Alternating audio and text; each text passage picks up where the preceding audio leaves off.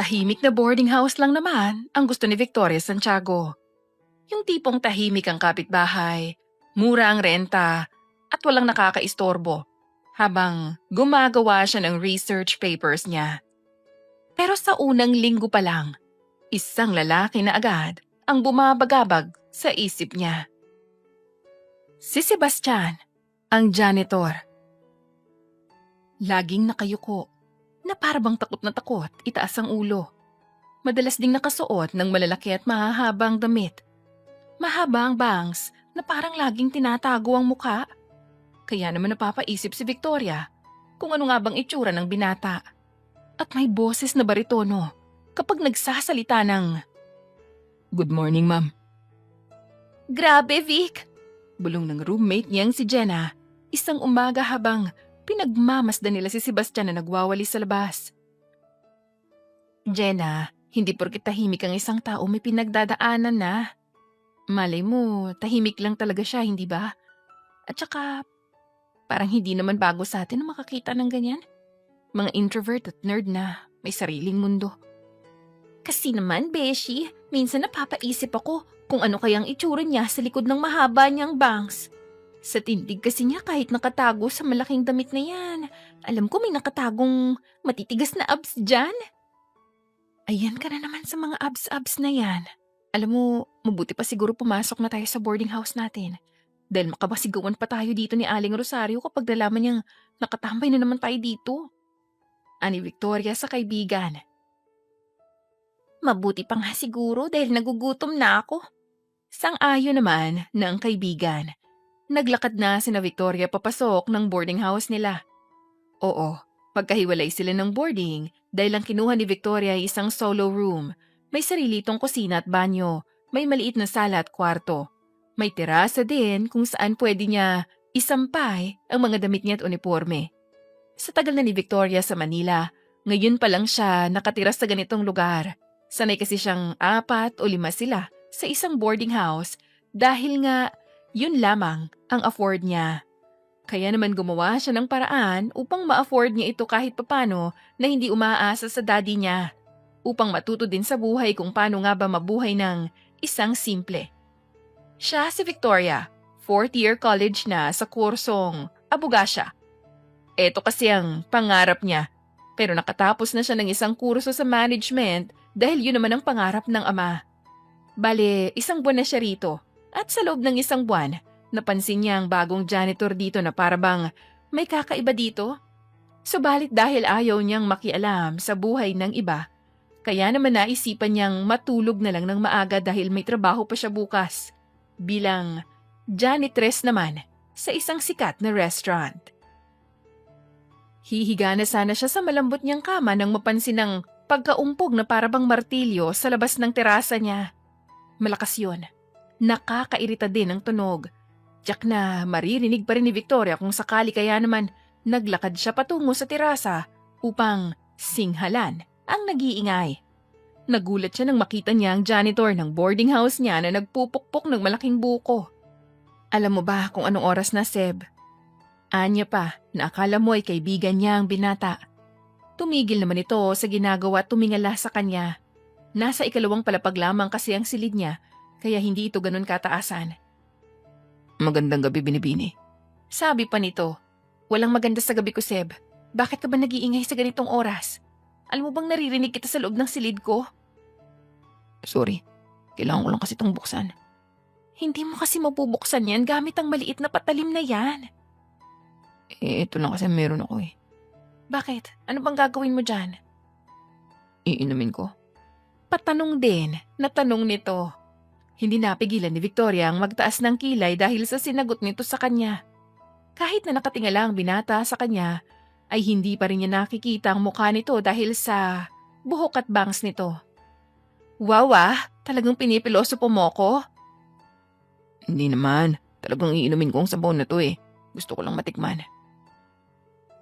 "Gusto mong matikman? Ngayon ka lang ba titikim yan?"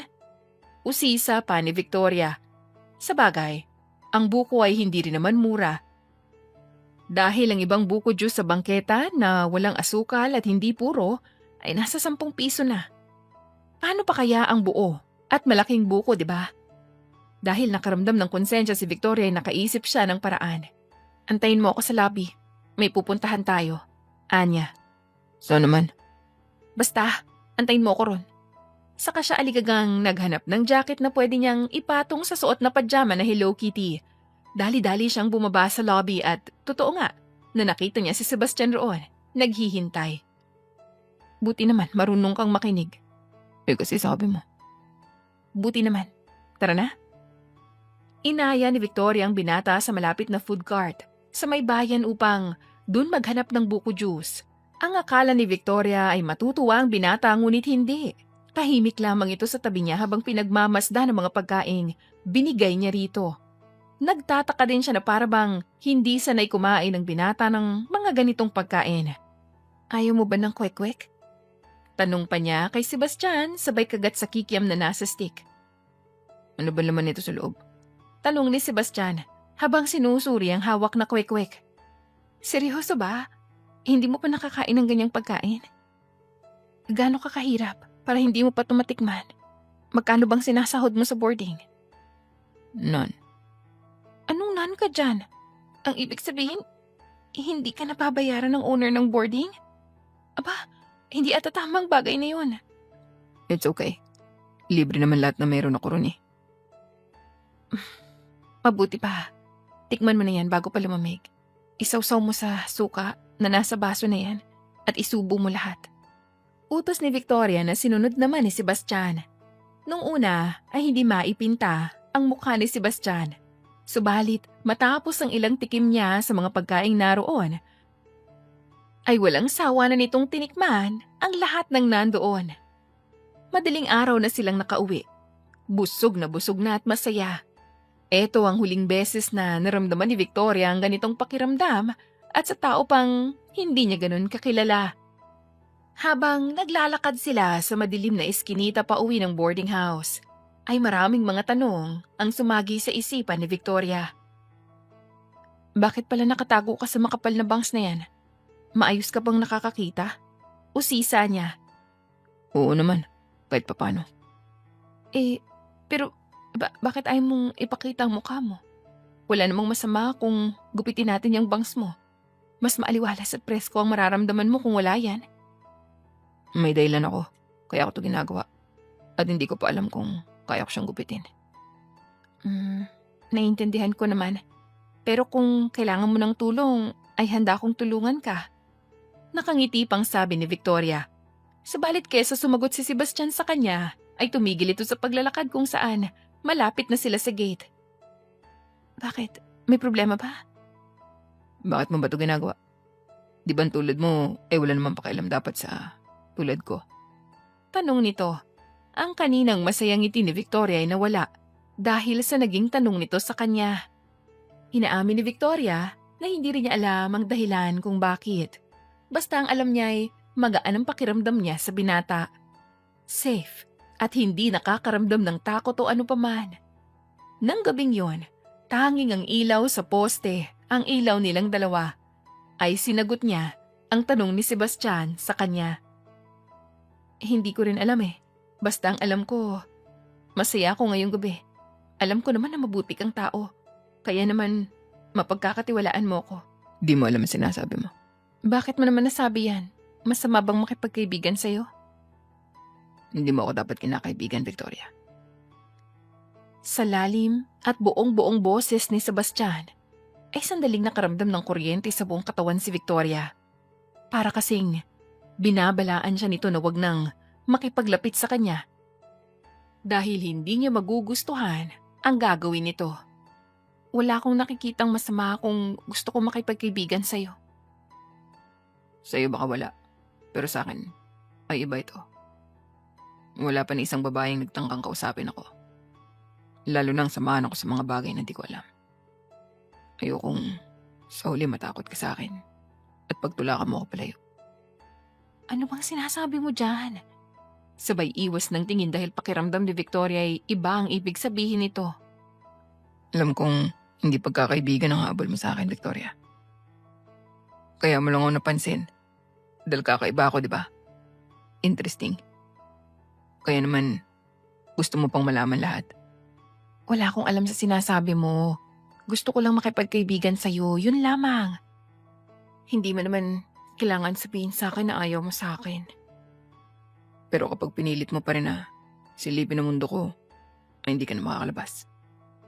Baliw? Hindi pa. Kaya naman kung maaari, iwasan mo na lang siguro ako. Ni Sebastian, sabay lakad pa alis.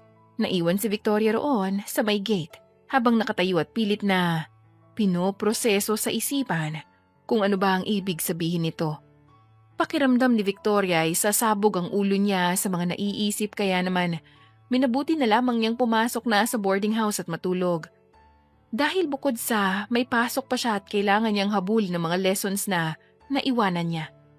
Lumipas ang 1 linggo kung saan natapos na rin sa wakas ang exam ni Victoria, ay napansin niyang wala si Sebastian. 1 linggo na rin na walang naglilinis ng hallway at walang mga lalaking binubuli ito. Sinubukan pa nga niyang hanapin si Sebastian, subalit wala na daw talaga. Pinagtanong na rin niya sa may-ari ng building at ang sabi raw ay maaga itong umalis, dala ang mga gamit. Hindi alam ni Victoria kung anong meron at nasaktan siya. Marahil dahil hindi ito nagpaalam, nalilisa na. Kinagabihan ay maaga siyang nagbihis upang pumasok sa trabaho. Ngayong gabi kasi ay kailangan niya pumasok bilang janitress sa isang club. First time niya sa ganitong lugar, pero kumpiyansa naman siyang walang mangyayaring masama sa kanya. Pagdating roon, bumungad agad sa kanya ang maingay at amoy na pinaghalo-halong alak at sigarilyo. Walang patda ang tugtugan at patay sindi ang mga ilaw. Ang mga tao sa dance floor ay panay ang giling at yugyog ng mga katawan. Dahil hindi naman party ang pinunta niya rito, mabilis siyang dumiretso sa changing room upang palitan ang damit niya. Isang itim na long sleeves na may vest at mini skirt na tinernohan naman ng itim na stockings at heels.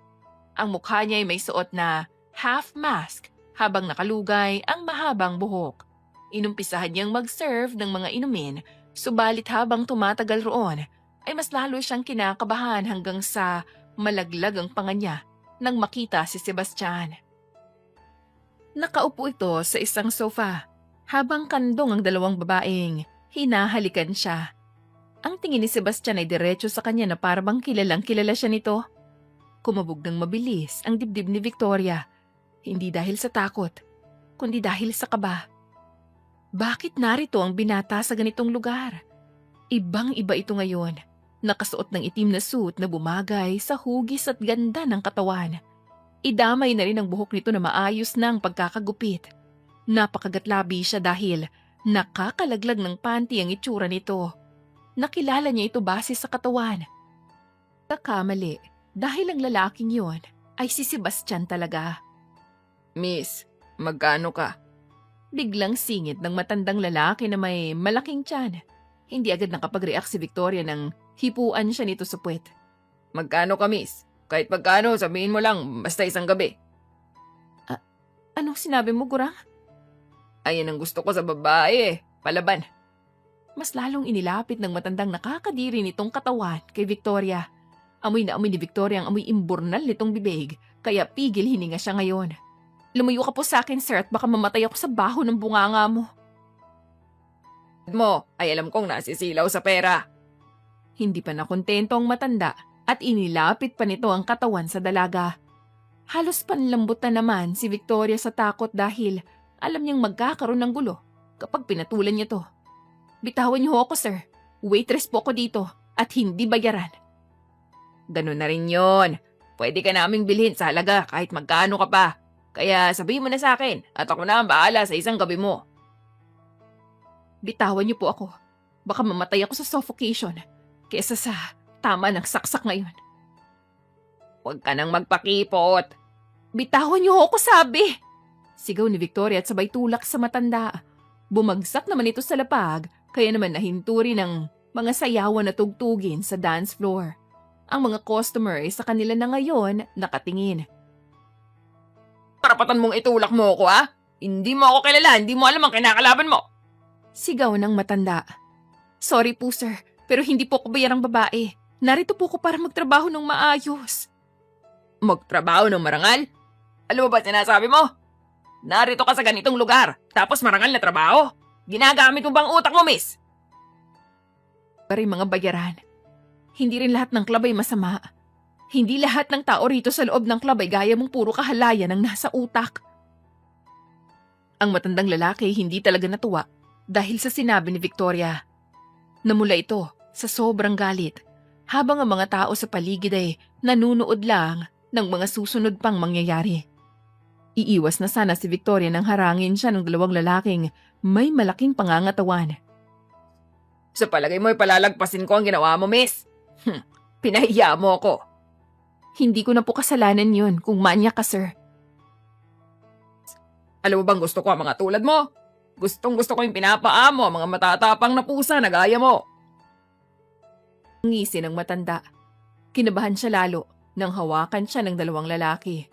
Mabilis siyang nanlaban ngunit malakas talagang mga ito at hindi niya nagawang alisin ang pagkakahawak ng mga ito sa braso niya. Ano ba? Bitawan niyo nga ako! Sigaw niya. Hindi kita nagagantihan. Kay Victoria, kinilabutan si Victoria sa uri ng titig ng lalaki na puno ng pagnanasa. Sinuri pa nito ang buong katawan niya sabay dila sa labi nito na parabang natatakam sa masarap na putahe. Anong gagawin mo? Tuturuan lang kita ng leksyon. Nanggigilid ang mga luha ni Victoria sa takot. Isa lang ang nasa utak niya ng mga oras na yon. Hinanap niya si Sebastian sa pwesto kanina. Umaasa na baka pwede siyang tulungan. Ngunit, laglag balikat siya nang makita itong wala roon. Nang hahawakan na sana ng matandang dibdib niya. Subalit biglang may pumigil. Nang buksan niya ang mga mata ay nakita niya ang matandang lalaki na namimilipit sa sahig at basag ang nguso at ilong nito. Pwede ka mag-behave, Mr. Reyes. O baka naman, gusto mong sumbong kita sa asawa mo? Ang alam sa buhay ko! Wala kang alam! Huwag mo akong pakialaman! Wala naman talaga akong pakialam sa'yo. Pero ang babaeng kinakanti mo kasi ay pag-aari ko. Kaya naman gigil na gigil ako sa'yo ngayon. At gusto kong basagin ang pagbumukha mo. Mahinang bulong ni Sebastian na abot lamang sa tenga ng matandang lalaki. Dahil sa takot, kilala kasi si Sebastian ng mga ito. Dahil iba magalit ang binata lalo na sa mga pag-aari nito. Hindi ko alam na babae mo siya. Nanginginig na sabi ng matanda. Oh, sad. Hindi ko mapapalampas, Trey.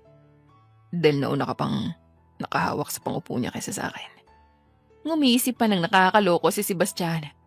Mas lalong namutla ang matanda nang hawakan siya ng dalawang lalaki. Inilahad ang isang kamay sa lapag. Anong gagawin mo? Tuturuan ka lang ng leksyon na huwag mong hahawakan ang mga bagay na hindi naman sa'yo.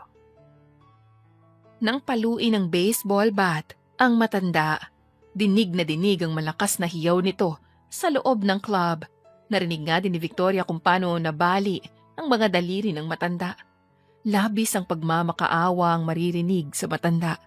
Subalit, hindi pa rin magawang imulat ni Victoria ang mga mata dahil sa takot niyang masaksihan ang matinding karahasan.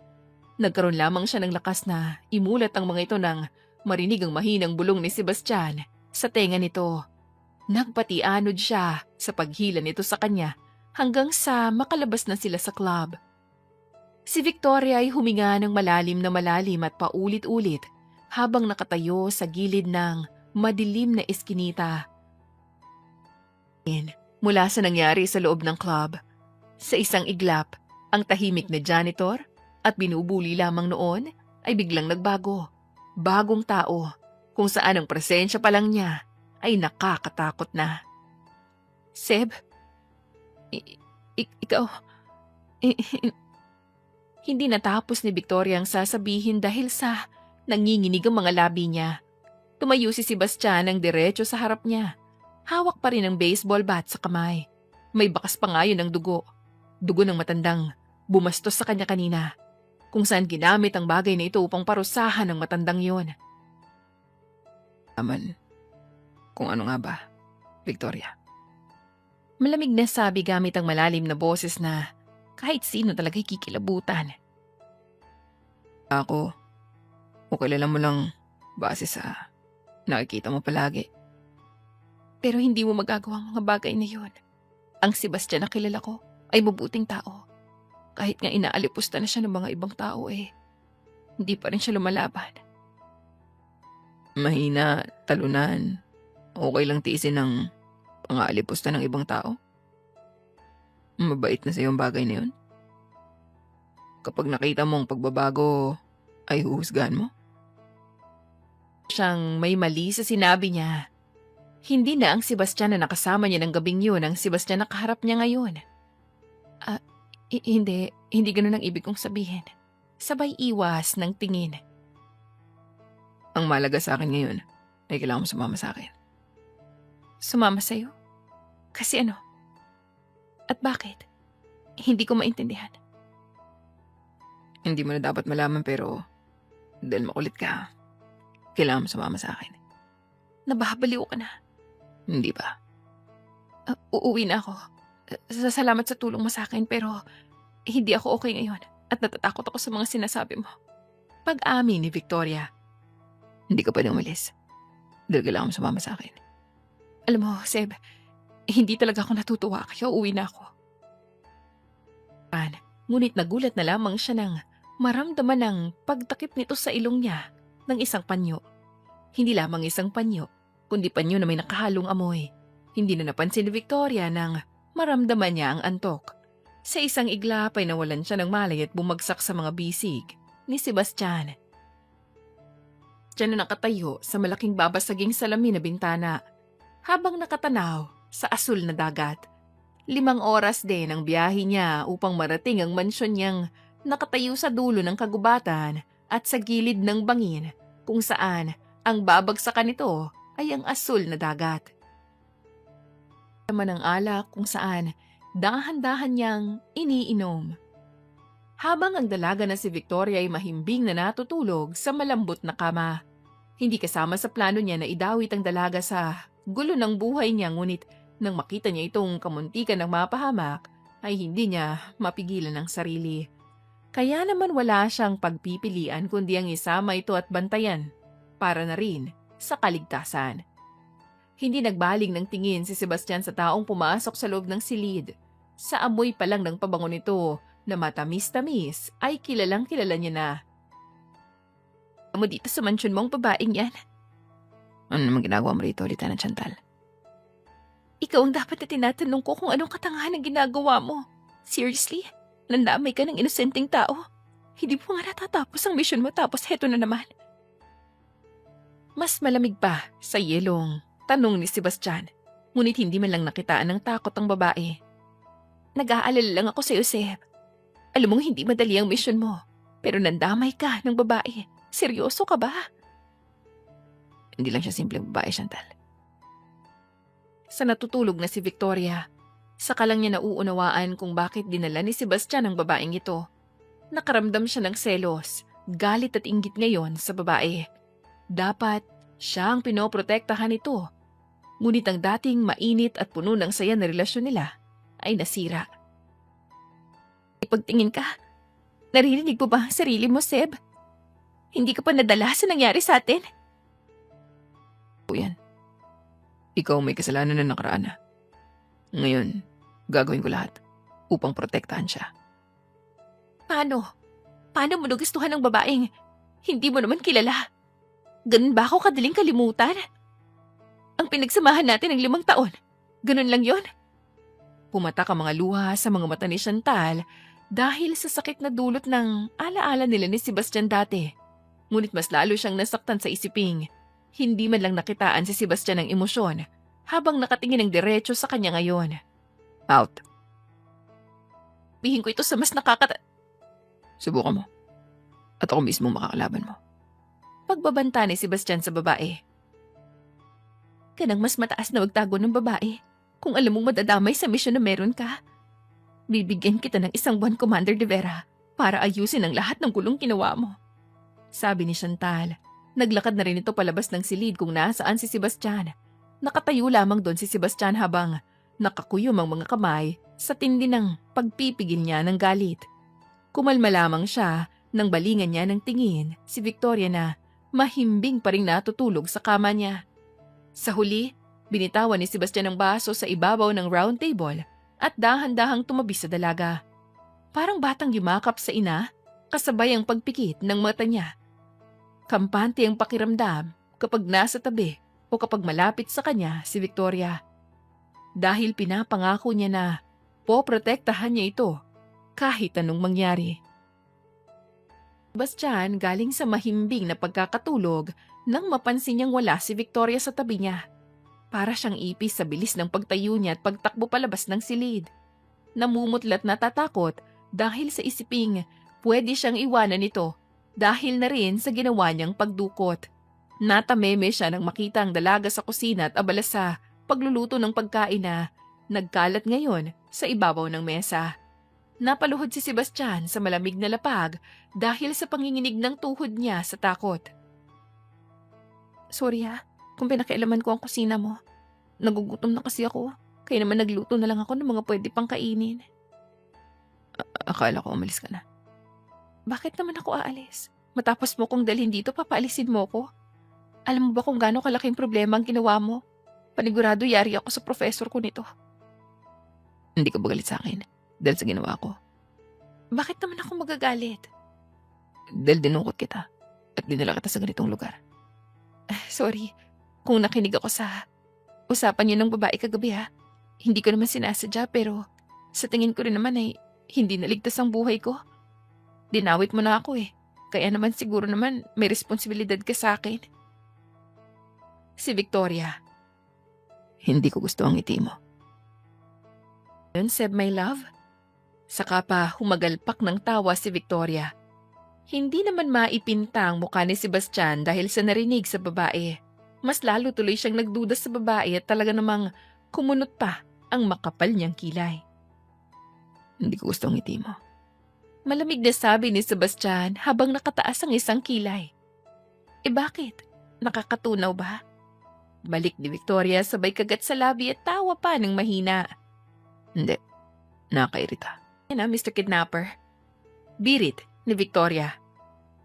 Hindi kita dadalhin dito kung alam kong ganyan ka pala kaingay. Hindi siya pinansin ni Victoria bagkus naglakad na siya patungong lamesa. Umupo roon at nagsimula ng magsandok ng kanin at nag-umpisa ng kumain. Kanina pa kasi nag-iingay ang sikmura niya. Kaya naman hindi na siya nakatiis at nakialam na ng kusina ng binata. Totoo din ang narinig niya ang usapan ng dalawa kagabi. Hindi lamang siya nagpahalata na gising na siya ng mga oras na yon. Wala din kasi siyang magagawa kundi tanggapin na lamang na nadawit na siya sa gulo ng lalaki. Kailangan din niyang maging ligtas para sa daddy niya. Kaya kung ano man ang plano nito, ay tatanggapin niya ng bukal sa loob. Hindi ka ba nagagalit? Dahil dinungkot kita? O magwawala o tatakas? Pelikula yan? Bakit ako tatakas kung buhay ko naman ang nakataya rito? Ayoko pang mamatay na hindi ko natitikman ang langit, Seb. Anong ibig mong sabihin sa hindi pa natitikman ang langit? Usyoso pa ni Sebastian. Kasi nga, wala pa akong first kiss. Hindi ko pa naranasan magkaroon ng boyfriend. Ano bang pakiramdam ng in love, ng nagmamahal? Hindi mo pa naranasan ang mga yan? Ikaw, naranasan mo na ba? Balik tanong ni Victoria tsaka tinitigan si Sebastian sa mga mata nito. Ilang babae na rin ang naikama ko. Walang filter na sagot ni Sebastian na naging dahilan bakit naubo siya ng paulit-ulit. Hindi ka talaga naglalagay ng sensor sa bunganga mo, no? Paano mo nagagawang sabihin yan sa akin ng diretso lang at hindi ka man lang talaga nagdadalawang isip? Bakit ko naman i-deny ang katotohanan kung ilang babae na talagang naikama ko? Hindi ba mas maganda yun para matanggap mo ako agad?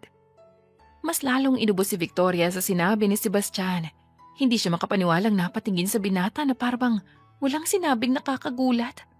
Alam niyang may gusto sa kanya si Sebastian dahil base na rin ito sa kausap niyang babae kagabi. Pero hindi niya akalain na ganito pala kalakas ang loob nito. Sa tingin mo ba, tatanggapin kita ngayon sa nalaman ko na yan? Hindi ba ako matatanggap? May bahagyang lungkot sa boses ni Sebastian. Well, wala naman akong karapatan sa mga nagawa mo noon. Hindi ako parte ng buhay mo noon. Hindi ko rin naman hawak ang buhay mo kaya normal lang na magkaroon ka ng girlfriend ate. Hindi mo talaga ako matatanggap. Anong pwede kong gawin para matanggap mo ako? Kumalma ka nga. At maupo na dito. Ikain na lang natin to. Tama na yung pagkukwento ng mga ganito. Hindi ako kakain. Hanggat di mo sinasabi sa akin kung anong dapat kong gawin para matanggap mo nakaraan ko. Wala. Kumain ka na. At kung ano man ang ginawa mo dati, ay hindi ko na yan hawak pa. Saad ni Victoria tsaka nagpatuloy sa pagkain. Hindi na muli nang ulit si Sebastian sa kanya ng araw na yon. Subalit, ramdam niya na iniisip nito ang mga sinasabi niya. Kaya naman, palihim siyang natutuwa. Oo, maghapon siya sa mansyon na yon na kahit ata cellphone niya ay hindi niya magamit dahil walang signal. Ang tanging meron lamang doon ay malaking library kung saan doon niya inubos ang maghapon na oras. Samantala naman ay si Sebastian na umalis sa mansyon upang sumaglit sa Maynila dahil pinatawag siya ng kuya Nathaniel niya. Iniwan niya muna si Victoria sa isang kasamahan sa trabaho upang bantayan. 6 na oras pa lang siyang nawawalay sa babae ay pakiramdam niya gusto na niyang umuwi upang makita ito. Mabuti naman nagpakita ka na. Ano makailangan mo sa akin, kuya? Bungad niya sa nakakatandang kapatid. Ano na naman to nalaman ko nang dukot ka ng babae at dinala mo talaga sa dulo ng mundo? Ano ba mga tumatakbo sa mga utak niyo ni Adrian, ha? Ang siraulong yun. Dinala naman ang katulong niya sa isla. Galit na sabi ng kapatid. May dahilan ako, kuya, kung bakit ko yung ginawa. At hindi basta-basta trip ko lang yun, gaya ni Adrian. Pareho na rin yun, dahil kidnapping pa rin ang ginawa mo. Huwag mo naman ako hayaan na piansahan ka sa kulungan kapag pinahuli ka ng pamilya ng babaeng yan. Hindi ako mahuhuli kung di mo ako isusuplong. Kailangan ko protektahan si Victoria, kuya. Kaya naman ginawa ko yun. Nadamay siya sa misyon ko. Kaya naman obligasyon ko na protektahan siya. Yan nga ba sinasabi ko eh. Kung nakinig ka lang sa akin, hindi ka na pumasok sa ganyang trabaho, di sana wala kang problema ngayon. May kumpanya ka na dapat mong inuuna, pero bakit ka pumasok sa ganyang buhay? Dahil gusto ko. Hindi ka na naman nakikinig sa akin. Lumayas ka na nga. Siguraduhin mo lang di ako magkakaroon ng problema dyan sa babae niya. Dapat ang asawa mo inatupag mo, kuya. Balita ako. Umuwi na siya ng Pinas at ginugulo ngayon si Alexander. Natuod naman ang kanyang kuya Nathaniel nang sabihin ng masamang balita. Kung galit ang mukha nito nang pumasok siya sa silid, ay mas lalong nagalit ito sa nabalitaan tungkol sa dati niyang asawa. Anong pakialam ko sa babaeng yun? Alam ko may pakialam ka pa, kuya. Bago pa makasagot si Nathaniel ay narinig nila ang mahihina at maliliit na yapak na pumasok sa opisina kung nasaan sila ngayon. Ang maliit na batang kamukhang-kamukha ng babaeng kinasusuklaman ni Nathaniel. Ang sumilip at lumabi habang dalang manika nito na galing pa sa ina. Baby, what happened? Malambing pang tanong ni Nathaniel matapos makalapit sa bata. Kasi daddy po, sabi ni Motmot kaya po wala po kong mami. Kasi ampon daw po ako. Sabi ng bata. Anak naman. Maniniwala ka ba sa sinasabi ng ibang tao? May mami ka, okay? Busy lang siya ngayon sa ibang bansa. Pero uuwi din siya balang araw. Talaga po? Kumislap ang mga mata ng bata sa kasinungalingang 1 taon na ring dinadala ni Nathaniel. Kahit may bara sa lalamunan dahil sa pagsisinungaling, ay tumango si Nathaniel. Pinunasan niya ang mga luha ng anak. Oo, may anak sila ng dati niyang asawa ngunit inabandon na niya ito at mabuti na lamang ay naabutan niya nang ipatapon na sana ang bata sa bahay ampunan. Pinalaki niya si Nathalie ng mag-isa at walang ina. Subalit kahit anong pagmamahal ang gawin niya sa anak, ay hindi talaga nito makakalimutan ng ina dahil nang tumungtong ng 2 taon ng bata, nagsimula na itong magtanong at hanapin ang ina. Wala siyang magawa kundi ang magsinungaling sa anak upang hindi na masaktan pa. Plano niyang maghanap ng asawa at ito na lamang ang ipakilala sa bata ngunit sa dami ng babae na inakit siya ay hindi pa rin niya makalimutan ang babaeng nanakit sa kanya. Okay po daddy, Hello po, Ninong Seb. Ang pogi niyo po ngayon. Masiglang bati pa ng anak sa kapatid. Ikaw din, Natalie. Ay, napakaganda mo pa rin. Nakangiting sabi ni Seb. Hindi rin nagtagal nagpaalam na ang bata kaya naiwan muli si Sebastian at Nathaniel sa loob ng opisina. Kahit hindi magsalita ang kapatid ay alam niyang minumura na siya nito sa isipan. Alam ko na iniisip mo. Bakit mo pa rin pinaninindigan ng kasinungalingan mo kung ganon? Dahil ayoko masaktan ng anak ko, Seb. Anak mo ba? O umaasa ka pa talaga na babalik ang babaeng yun? Bakit kasi hindi mo pa alamin ang totoong nangyari? Bakit di mo alamin kung anak ba ng ibang lalaki ang anak na inaalagaan niya ngayon? Kaysa naman mabuhay ka sa ganito, maraming katanungan na siya lang din naman ang makakasagot. Hindi mo naiintindihan. Malamig na sabi ni Nathaniel. Hindi talaga rin naiintindihan. Dahil may paraan naman, pero mas pinipili mo pa rin mamuhay ng ganito. O siya, mauna na ako kuya, at mag-iingat kayo. Sabi ni Sebastian at saka na siya naglakad paalis sa opisina ng kapatid. Kailangan niya nang umuwi ng mansyon dahil hindi niya na matagalan pa na malayo kay Victoria. Ang tanging babaeng nagbigay muli sa kanya ng lakas upang magpatuloy sa buhay. Ang tanging babaeng bumaliw sa kanya. Kaya niya nagawa ang bagay na to. Subalit hindi siya nagsisisi kung ang kapalit naman ay ang maangkin niya ito. Hapon na rin ang magising si Victoria mula sa pagkakahimbing. Nagpaalam din sa kanya si Sebastian na tutungo sa Maynila upang may asikasuhin. Hindi naman siya mag-isa rito dahil kasama niya ang kaibigan ng binata. Saan ka pupunta, miss? Biglang sulpot ng lalaki na may kaputian at cute. Hindi nga ito mukhang pulis para lang naglalaro ng pulis-pulisan. Naalala naman niya ang pangalan ng lalaki. Ikaw si Jack, hindi ba? Bakit diyan ka natutulog? Usisa ni Victoria dahil naabutan na naman niya ang lalaki na nakahiga ng diretso sa lapag, malapit sa pintuan ng silid niya. Sa sobrang straight ng pagkakahiga nito ay iisipin mong patay na. Para mabantayan ka, dahil baka mapatay ako ng boss ko kapag may nangyaring hindi maganda sa'yo. May mangyayari pa bang hindi maganda sa akin sa ganitong lugar? Hindi kasi ordinaryong kalaban ng kalaban ni boss Kahit nga saan tayo magtago, tsak na malalaman nila. Ganun ba kaseryosong bagay na to? Miss, hindi biro ang trabaho namin dahil buhay nakasalalay kaya naman. Tumigil sa pagdadaang binata ng tumunog ng malakas ang tiyan nito. Namula pa sa sobrang kahihiyan, kaya hindi napigilan ni Victoria ang mapangiti. Ilang taon ka na ba, Jack?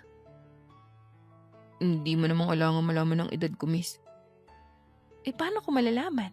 Paano kita gagalangin, di ba? Saka, ano bang gusto mong kainin? Saka na naglakad si Victoria patungong kusina.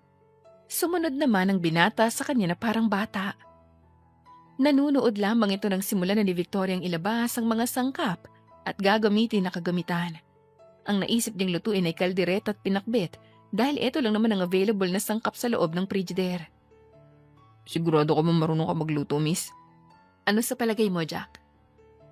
Mukha kasing malalason kami dyan. Ano yan? Pwede naman tayo tumawag ngayon kay boss para bilan tayo ng pizza tsaka chicken wings pag uwi niya. Hindi napigilan ni Victoria ang mapangiwi sa narinig sa lalaki. Hindi na siya nagtataka dahil mukhang hindi rin nakakakain si Sebastian ng mga matitinong pagkain. Iyon ang kinakain niyo? Kailan kayo huling kumain ng matinong pagkain? Hindi ko na maalala, miss. Hindi naman kasi mahalagang pagkain sa amin. Dahil kailangan naming maging fit para makalaban. Pero kailangan niyo pa rin ng maayos na pagkain para naman may lakas kayo na makipagbasag ulo. Hindi pa naman kami nabubugbog ni boss. Mas lalong napangiwi si Victoria dahil hindi niya ma-imagine ang pakikipagbasag ulo ni Sebastian sa ibang lalaki. Dahil hindi na kaya ni Victoria na pakinggan pa ang karahasan ng mga trabaho nila, ay tahimik na lang siyang naghanda ng almusal. 1 oras din bago siya natapos at nag-ayos ng hapag. Nung una ay nahihiya pa si Jack, pero sa huli ay kumuha na rin ng plato at kutsara. Hindi na siya nagulat nang halos malinis ni Jack ang lahat ng pagkain nang matapos sila. Ito na rin ang nag-alok ng hugasan ng mga pinagkainan. Kaya naman si Victoria ay nagtungo na sa library upang doon magpalipas oras. Hindi rin niya namalayan na nakatulog na sa mahabang sofa dahil sa sobrang pagod ngayong araw. Hindi napansin na may 5 itim na anino na umaaligid ngayon sa buong mansyon. Kalahating oras nang maalimpungatan si Victoria dahil sa mahihinang kaluskos na nanggagaling sa veranda ng silid kung nasaan siya. Pupungas-pungas pa siyang bumangon upang silipin ito nang mapansin niyang 2 lalaki na nakasuot ng itim at pati ang mukha nito ay nakatakip ng itim. Mabilis siyang ginapang ng takot kaya tumakbo siya palabas ng silid niya, ngunit ilang yabag din ang narinig niya. Hindi siya nakakilos nang makita niya kung paano dahan-dahan pumihit ang siradora ng pinto. Mabilis niya yun nilock bago pa mabuksan at mabilis na tumakbo papasok sa banyo. Nanginginig ang buong katawan na naghahanap ng madadaanan. Ngunit ang tanging naroon lamang ay ang maliit na bintana ng banyo. Anong gagawin ko? Naiiyak niyang tanong sa sarili. Nababaliw na siya na natatakot ngunit nilalakasan niya ang loob at napapalingalinga upang maghanap ng magagamit. Hindi siya nabigo nang makitang isang bakal na makapal. Kahit na mabigat ito, ay buong tapang niya itong ginamit upang basagin ang bintana. Napapikit siya nang mabasag ito subalit kasabay noon ay ang pagpasok ng 3 lalaki. Mabilis siyang umakyat sa lababo at dumaan sa maliit na bintana. Hindi na rin naramdaman ni Victoria ang paghiwa ng mga basag na salamin sa braso, palad at hita niya dahil ang nasa isip lang niya ng mga oras na yon ay makatakas. Habulin yung babaeng yun! Hindi siya pwedeng makawala! Malakas na sigaw ng isang lalaking humabol sa kanya. Bumagsak ang katawan ni Victoria sa malamig na lupa.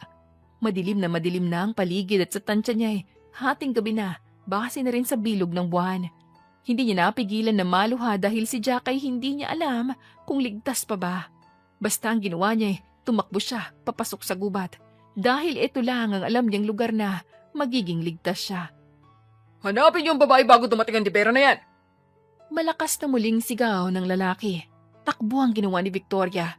Wala nang pakialam sa mga matutulis na bagay na tumutusok sa talampakan niya.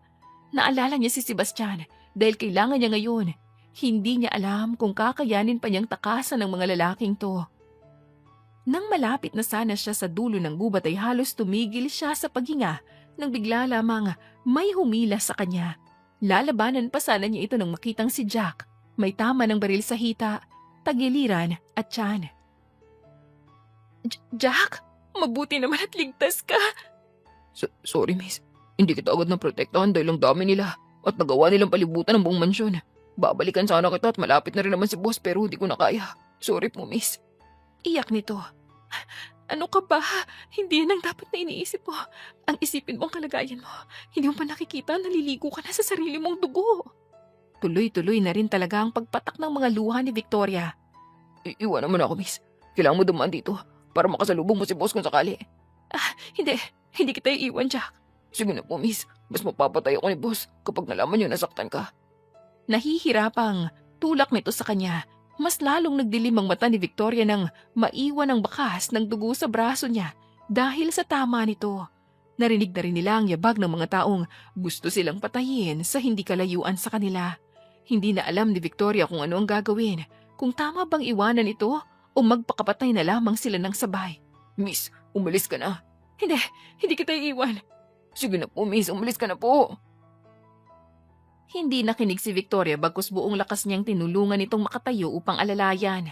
Dahan-dahan nilang nilisan ang gubat at nakarating sa gilid ng daan. Tagaktak ang pawis nilang dalawa dahil sa takot na baka matunton sila ng mga ito. Iyak ng tahimik si Victoria habang nagdarasal na sana'y makaligtas sila ngayong gabi. Pakiramdam ni Victoria ay nawala ang lahat ng takot niya nang makitang pamilyar na sasakyan. Tumigil yun at bumaba ang driver at mas lalo siyang naiyak dahil ang taong ito ay si Sebastian. Nalabis ang pag-aalala sa muka. May hawak na baril sa kanang kamay at hawak din ng kaliwang braso ang balikat dahil sa tama. Seb! Mahinang tawag niya rito. Binitawan niya muna si Jack sa gilid ng daan upang lapitan si Sebastian. Subalit hindi pa siya nakakalapit bigla na lamang silang nakarinig ng isang putok. Ang kaninang mukha ni Sebastian na napupuno ng pag-aalala ay napalitan ng matinding takot.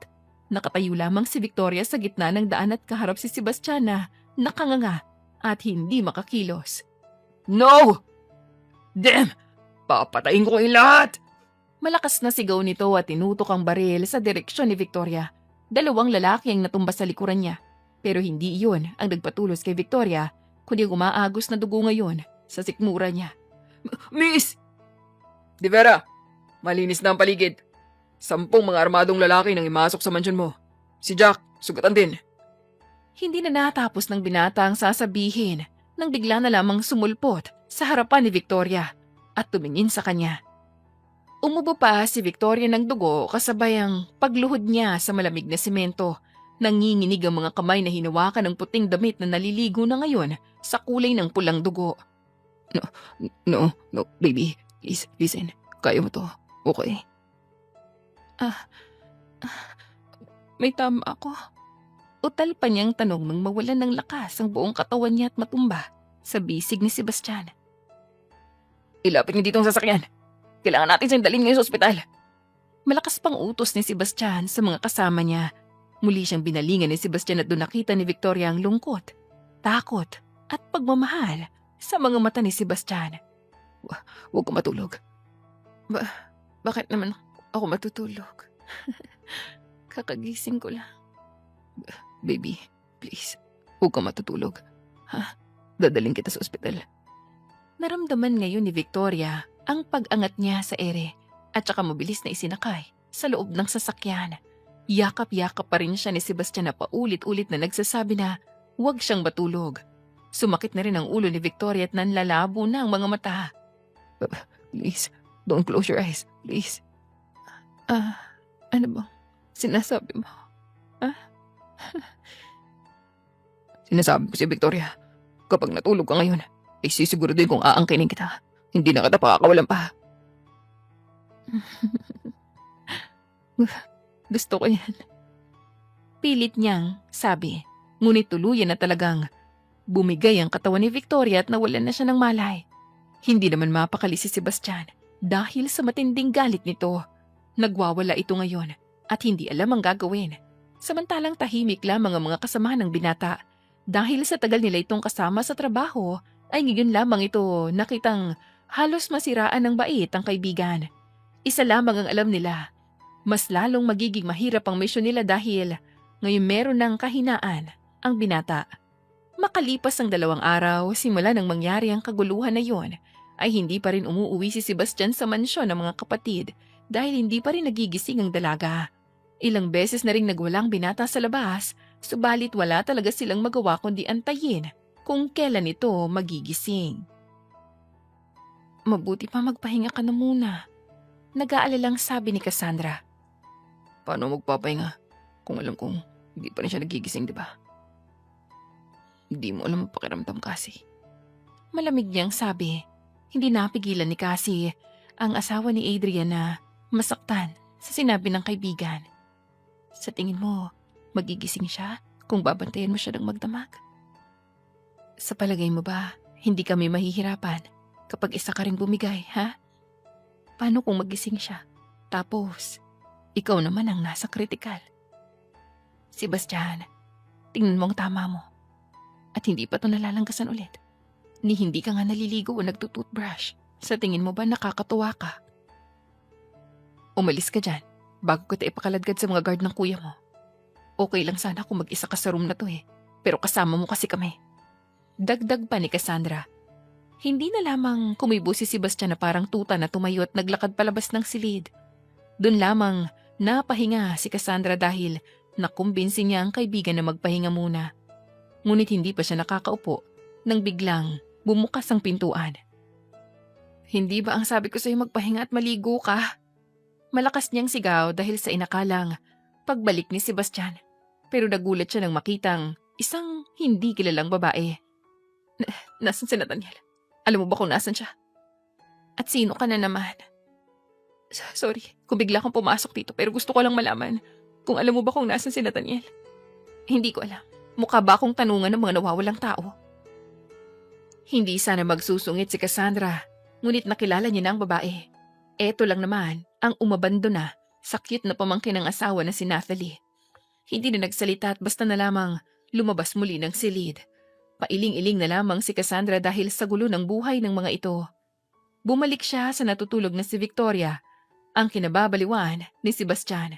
Kumuha siya ng basang bimpo at hinilamusan ng dalaga habang nililinisan nito ay napansin niya ang pagbukas ng mga mata nito.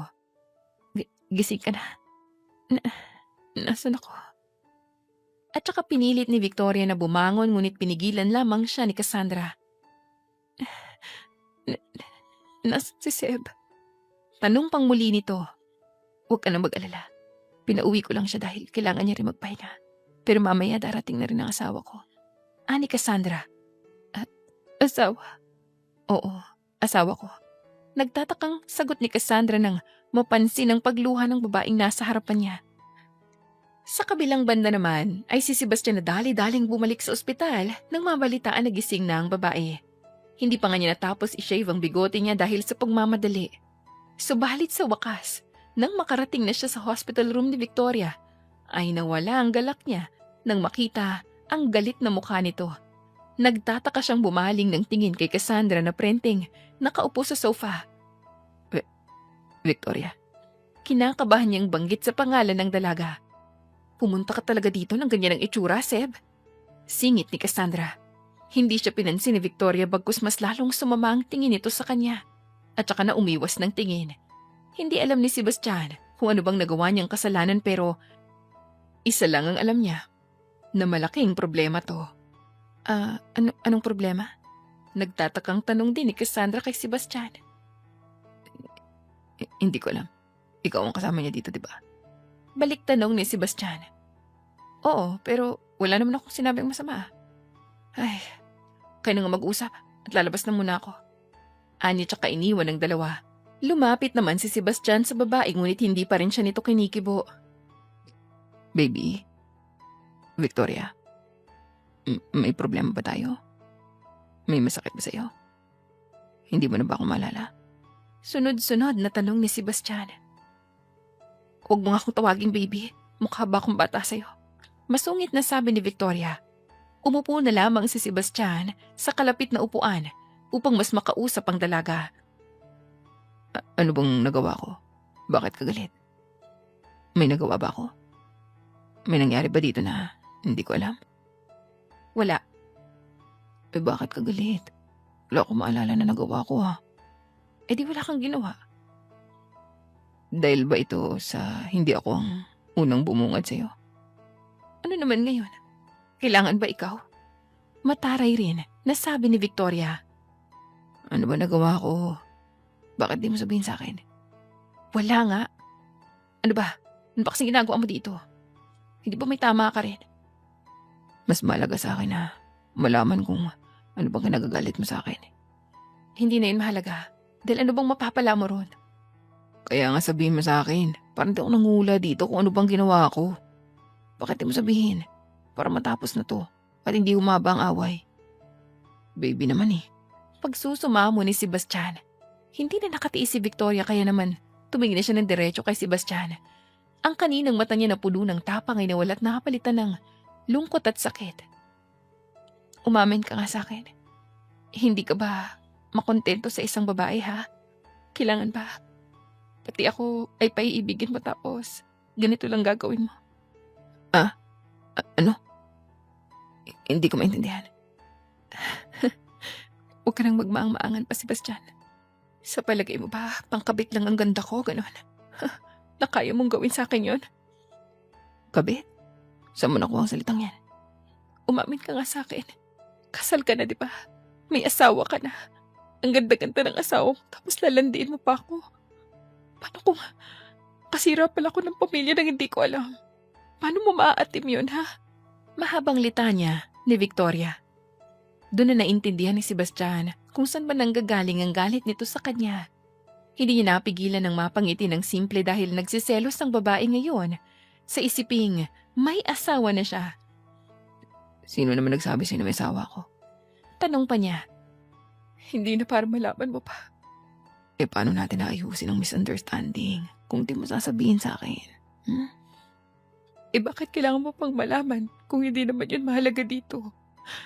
Ang importante dito ay ayusin mo ng buhay mo at huwag mo na akong idamay pa sa kabulastugan na naiisip mo.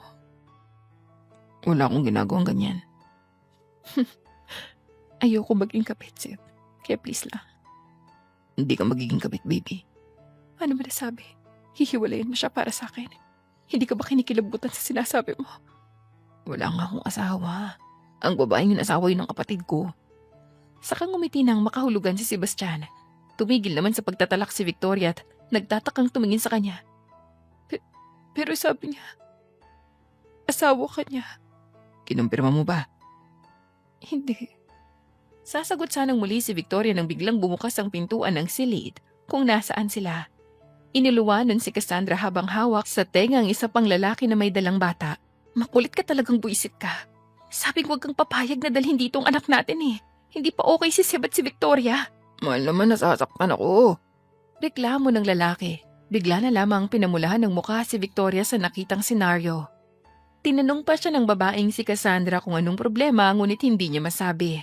Nag-iwas na lamang ng tingin si Victoria at nagtakip ng kumot dahil sa matinding kahihiyan na nararamdaman. Isang linggo din ang lumipas at nakalabas na siya ng hospital. Hindi man ganun kaayos ang lagay niya, ngunit mas magkakasakit siya kung mananatili pa rin siya sa ospital. Mas naging maalaga si Sebastian sa kanya at nalaman din niya na ang boarding house na tinitirhan niya ay pag-aari pala ng binata. Ang mga masasamang tao na muntik nang pumatay sa kanila ay nabubulok na ngayon sa kulungan. Iyak naman ang iyak si Jack nang sa wakas nakalabas na rin ito sa ospital.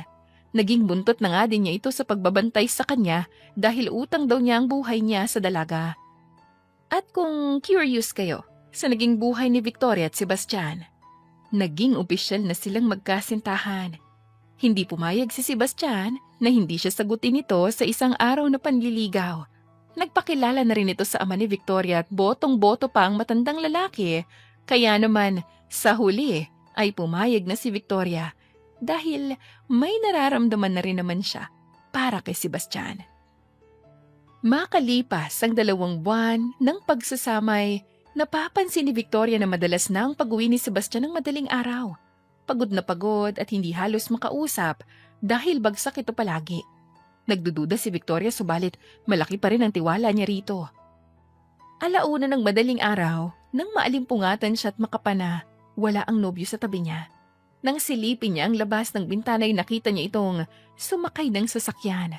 Nanginginig niyang kinuha ang jacket at susi ng sasakyan at sinundan ng lalaki. 15 minutos ang naging biyahe hanggang sa tumigil si Sebastian sa isang magandang garden. Malakas ang bawat kabog ng dibdib niya habang sinusundan si Sebastian hanggang sa makita niya ito na yumakap kay Chantal, ang ex nito. Natakip niya ang sariling bibig gamit ang kamay. Gulat at namumutla si Sebastian nang makita siya. Para bang hindi ito natatakot na nahuli niyang dalawa sa akto. Anong ginagawa mo rito? Tanong agad ni Sebastian sa kanya. Ikaw ang dapat na tinatanong ko niyan, Seb. Anong ginagawa niyong dalawa dito? Mawalang nga lang sa inyo, lovebird ha. Pero wag niyo akong isali sa away yung dalawa kasi kararating ko lang dito para sana magpalobo ng mga lobo. Pero sige, is na ako. Ituloy niyo ng away niyo. Singit ni Chantal at saka na ito umalis. Mabilis namang lumapit si Sebastian kay Victoria, ngunit lumayo din si Victoria. Nakaramdam naman ng konsensya si Sebastian dahil sa paglilihim niya. Mali ang iniisip mo, baby. Ipaliwanag mo sa akin kung bakit kayo magkasama rito ng ganitong oras talaga. Madaling araw. Kasi hindi ko siya magagawa na maghapon dahil busy ako sa company natin, baby. Kaya naman ganitong oras ko lang ito magagawa. Ano bang ginagawa niyo dito? Nagde-date? Hindi. Ano nga? Sa tingin mo ba mapapatawad pa kita kapag walang kwentang dahilan mo? Hiyaw ni Victoria kay Sebastian. Makinig ka muna kasi. Hindi sa ganun ang iniisip mo. Wala kami relasyon o ginagawa masama ni Chantal. Narito lamang siya para tulungan ako sa pinaplano ko. Paliwanag ni Sebastian. Alam ko, at alam ko rin na wala kang lakas para lokohin ako ngayon. Sabihin mo sa akin kung ano pa ginagawa mo gabi-gabi. Kasi kapag hindi mo sinabi ngayon, baka hindi na kita paniwalaan pa. Pananakot ni Victoria sa kasintahan. Sa huli, wala nang nagawa pa si Sebastian kundi umamin sa dalaga. Iginaya niya ito papasok sa garden kung saan gaganapin sana ang event na ihinahanda niya ilang linggo na rin. Samantala hindi mailarawan ang mukha ni Victoria nang sa wakas ay makapasok sa loob. Naroon kasi ang lahat ng tao na kilala niya. Ang mga kaibigan niya, si Jack, ang mga kapatid ni Sebastian at mga asawa nito. Nakaupo sa damo at sabay-sabay na nagpapalobo ng mga lobo na nagkalat ngayon sa lapag. Marami ding mga bulaklak, lalo ng isang napakalaking letra na nakasulat sa harapan niya. Hindi makapaniwala si Victoria sa nakikita niya ngayon. Dahil alam mo na ang sikreto ko, wala nang dahilan para itago pa to, di ba? Bakit? Anong bakit? Gusto kong makasama ka habang buhay, kaya ko to gagawin. Sa harap ng lahat ay lumuhod si Sebastian sa harapan ni Victoria. Naglabas ng isang maliwanag at napakagandang singsing na may malaking diamond. Natutop naman ni Victoria ang bibig at saka namuo ang mga luha sa mata. Saksi ang lahat na hiningi ni Sebastian ang kamay ni Victoria upang pakasalan. Siyempre, hindi na nag-inarte pa si Victoria tinanggap na ang alok na kasal ni Sebastian. Nang gabing yun ay nagsaya ang lahat at nagpakalasing. Hindi alam ng lahat sa madilim na parte ng garden ay may nag-iisang katawan. Nang malasing ang lahat, naisipan ni Victoria at Sebastian na makapagsolo upang magpahangin. Dinala sila dito sa dulo ng garden na may maliit na kubo ngunit modern style dahil may silid roon. Hindi na nga napigilan ni Sebastian na halikan ng fiancé niya ngayon dahil ang tagal niya din hinintay ang pagkakataong ito. Naglaro na rin ang mga kamay niya sa katawan ni Victoria. Teka, kami makakita sa atin dito. Sabi ni Victoria habang sinusuklian na rin ang mga halik ni Sebastian sa kanya. Pumasok sila sa kubo, wala nang ang pakialam kung naiwan ba nilang bukas ang pinto. Basta ang alam nilang dalawa ay miss na miss nilang isa't isa. Itinulak siya ni Sebastian sa ibabaw ng kama habang nakatingin sa kanya na malagkit at dahan-dahang hinubad ni Sebastian ang lahat ng saplot na meron siya. Napanganga si Victoria nang makita ang ganda ng katawan ng fiancé kahit na may mga pilat ito dahil sa pagiging pulis. Ang hindi niya inaasahan ay ang makita ang malaking bagay na nakasaludo ngayon sa kanya. Gagawin na pa natin ngayon? Bakit? Ayaw mo ba? Tanong ni Sebastian na hindi pa rin napuputol ang tingin sa kanya. Sunod-sunod na lumunok si Victoria sa init na mas lalong dumagsa sa katawan niya. Tinatanong ko lang naman para alam ko rin yung gagawin ko. Wala kang gagawin. Dala ko gagawa lahat. Ang kailangan mo lang gawin ay humiga rito at damhin lahat ng pagpapaligaya ko sa'yo. Matapos nun ay muling hinalikan ni Sebastian si Victoria. Mas marahas at mas mapangakit. Wala na nga rin magawa ang dalaga ng maramdaman ang lamig ng gabi sa balat niya. Ang mga halik ni Sebastian sa buong katawan niya at kung paano nito nilaro ang dalawang bundok niya. Wala na siyang pakialam sa malakas na ungol na lumalabas ngayon sa bibig niya, lalo na nang iparte ni Sebastian ang mga hita niya. Para itong swimmer na bigla na lamang nag-dive doon. Dila halik at lamutak ang ginawa nito sa pagkababae ni Victoria. Walang magawa kundi kumapit sa bedsheet habang pinapaligaya siya ni Sebastian. Napaos na nga siya sa kakaungol ng tigilan ng lalaki ang namamagat na mumula na perlas. Ang akala niya ay tapos na. Ngunit hindi, dahil nang muling tumaas ang halik ni Sebastian sa labi niya, ay doon naman siya nakaramdam ng matigas na bagay na pilit na pumapasok sa kanya. Relax. Paano ko magre-relax kung parang sinasaksak mo ko?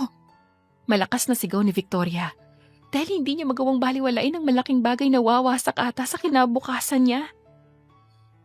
Nahihirapan din ako dahil ang sikip mo. Saka pa napapikit si Sebastian na tila nahihirapan nga. Doon, nakaramdam lalo ng excitement si Victoria. Kaya naman lumabas ang isang salita na hindi niya inaasahan na pagsisisihan niya habang buhay. Make me yours, baby. Isagat mo. Para yung magic word. At nagawa na lamang ni Victoria ng gabing yon ay umungol ng umungol dahil hindi ata sila lalabas ng kubong yon hanggat hindi sila nakakabuo. Wala naman kamalay-malay ang mga kaibigan at kapamilya nila na mahimbing na natutulog sa labas na may 2 taong halos masira na ang kama sa pagpapaligaya sa isa't isa. Tila mga asong umaalulong dahil sa saya at ligaya. At matapos ang gabing yon, ay nagpakasal si Victoria at Sebastian sa simbahan at namuhay sila ng maligaya. Dear listeners, dito na po nagwawakas ang isa na namang napakagandang kwento ng pag-ibig ni Victoria at ni Sebastian. Maraming salamat po sa pakikinig at naway makasama ko kayong muli sa susunod na kwento.